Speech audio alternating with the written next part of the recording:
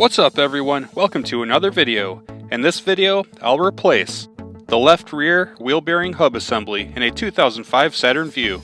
This is a front wheel drive vehicle without ABS, so there is not a drive shaft or a wheel speed sensor wire, but I'll address them during the video. Before we get started, be sure to subscribe for more how-to and review videos. Now let's get started. First, remove the plastic caps if you have them, and break loose the lug nuts.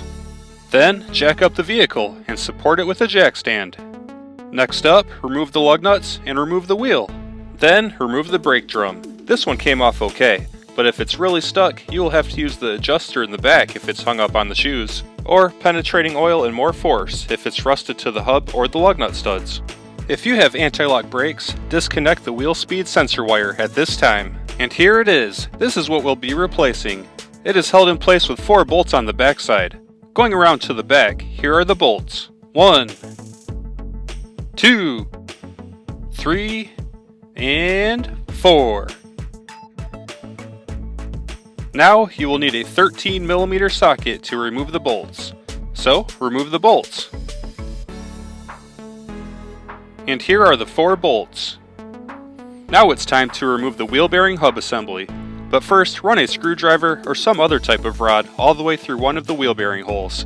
This will prevent the brake drum assembly from falling off. You definitely don't want that to fall off and damage the brake line.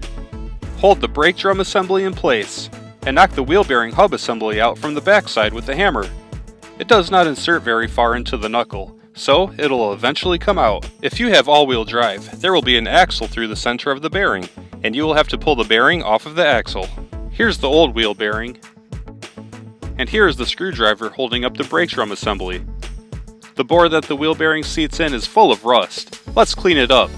But first, I'll stuff in a couple of these bolts to hold the brake drum assembly in place more securely.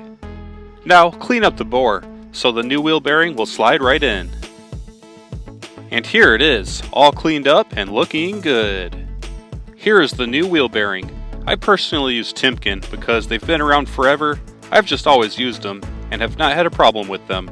Getting it opened up and unpackaged, it's the correct bearing. So, let's continue. First, apply some anti-seize in the bore, so hopefully it comes out easy in the future if you need to replace it again. This should prevent it from rusting and seizing up, so it'll slip right out. Remove the 2 bolts that were stuffed in to help support the brake drum assembly. This is okay because the screwdriver is still in place, so it won't fall down.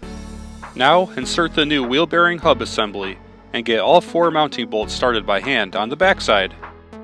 Now use a torque wrench and tighten the mounting bolts to 63 foot-pounds. Next, it's time to reinstall the brake drum. However, while I was in here, I discovered brake fluid leaking from the wheel cylinder.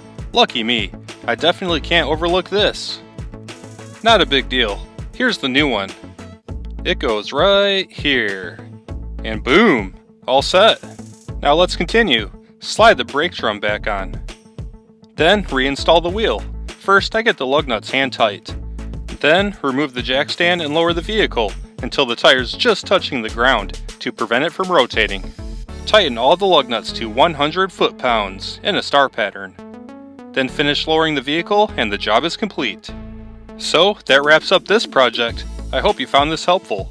As always, thanks for watching. Subscribe for more how-to and review videos. Drop any comments below, and I'll see you in the next video.